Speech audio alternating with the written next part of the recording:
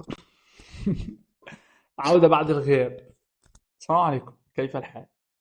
هو انا عارف ان انا غايب بقالي كتير جدا جدا. ناس كتيرة جدا بتسأل الفترة اللي فاتت انت فين؟ مش تنزل فيديوهات ليه؟ انت مختفي ليه؟ انت بتعمل ايه؟ طب انت كويس؟ انت مش كويس؟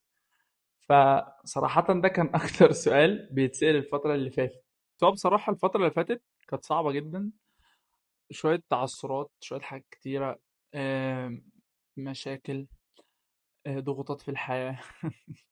التخرج. بس وشوية إحباطات كده، ولو أنت فاقد الشغف وحاسس إن أنت محتاج تعيد حساباتك، وإن أنت محتاج تقعد مع نفسك وتعرف أنت تعيد الحسابات. عارف لما بتبقى قاعد كده أنت محتاج تعرف، اقعد كده بس خمسة كده هدوء لوجه الله، تعرف بقى احنا رايحين فين وجايين منين، وهكذا. لأن أنت محتاج تبقى طريق واضح، لا أكتر ولا أقل.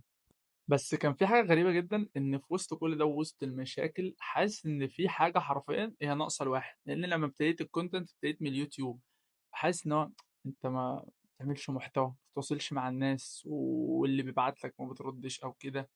فحسيت اللي هو لا، إحنا لازم نرجع نعمل محتوى. فجاي النهاردة عشان أقول لكم إن أنا راجع إن شاء الله بإذن الله. المرة دي أنا راجع وعندي طاقة جديدة، عندي أفكار جديدة، عندي حاجات للقناة، عندي في حماس اكتر، في حاجات ان انت عايز ترجع القناة احسن من الاول بكتير. مش عايز يبقى في عشوائية، عايز يبقى في سيستم ماشي. الفترة اللي فاتت كمان الحمد لله انا خدت كذا كورسز في كونتنت كريتور.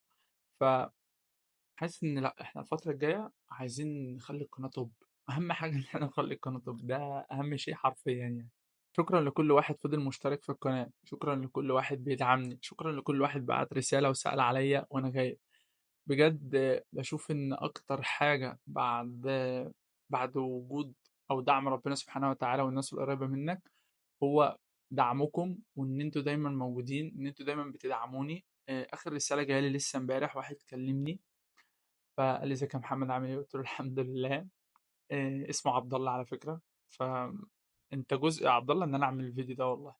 قال لي انت بتعملش، ما تنزلش فيديوهات ليه؟ انا متابعك على فكرة، انت كذا انت كذا انت كذا. فدعمكم ده حاجة مهمة جدا بالنسبة لي يعني. استنوا الفترة الجاية حاجات قوية جدا، أفكار جديدة، وكل حاجة جميلة إن شاء الله. ولو عندكم أي أفكار أو أي حاجة عايزينها إن أنا أعملها في الفيديوهات الفترة الجاية، اكتبوا لي في الكومنتات، هكون مبسوط جدا بده. متنسوش تعملوا شير، لايك، كومنت، سبسكرايب للفيديو ده. ودعمكم أهم حاجة. نلتقي الفيديو الجاي، وما تنسوش تابعوا القناة. بحبكم جدا وشكرا إن انتوا استنيتوني.